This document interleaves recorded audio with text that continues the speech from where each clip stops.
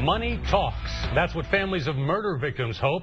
Today, thanks to anonymous donors, $25,000 is now being offered for tips on homicides, $10,000 for violent gun crimes.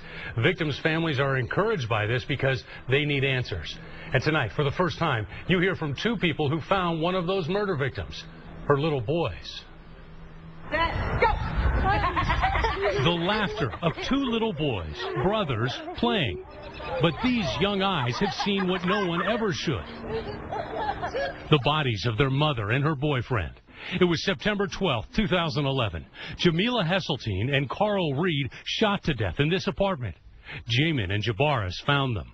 Because usually my mom would wake us up.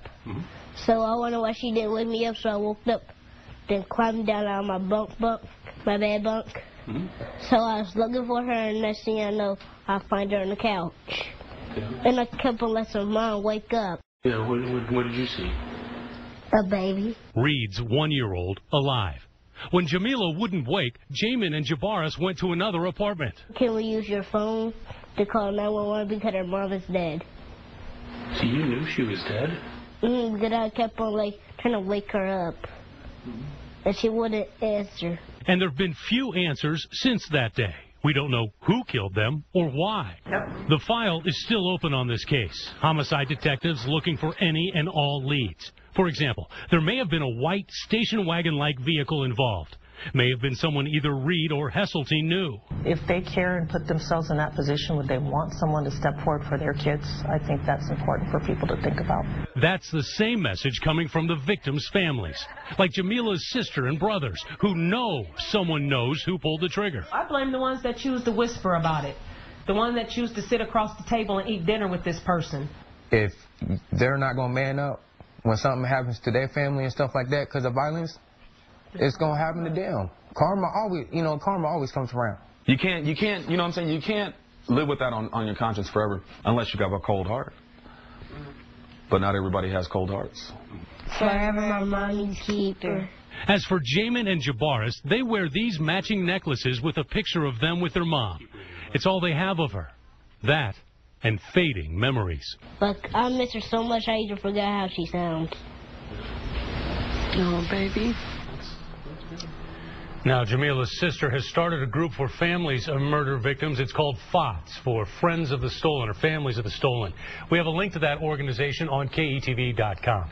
As for finding killers who are still out there, there are now two motivators: doing the right thing and money. KETV News Watch 7's Jeremy Maskell continues our live team coverage.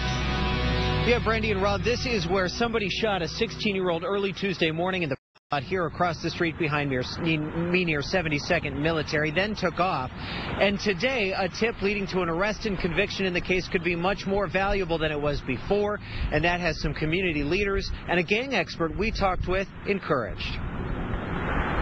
She didn't do anything wrong. Help us solve this particular crime.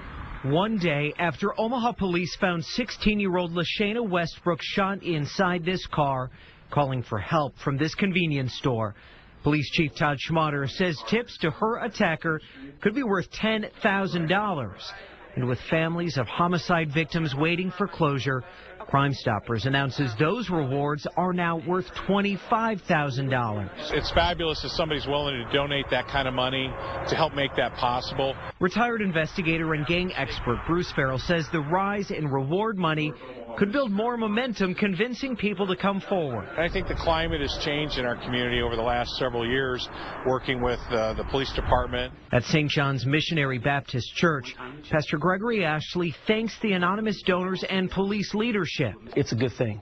But I think more than that, it also tells us a lot about our police chief, that he's sending a powerful message. But Christmas Eve 2012, here near 56th and Ames, a member of Ashley's congregation died from stab wounds. The convicted killer, Victor Gray, could be out in 4 years. That's why Pastor Ashley says if the community does its part to curb crime, courts must hold criminals accountable too. So I would hope that the judicial system would be fair, that those who are habitual criminals and murderers, they need to do the time.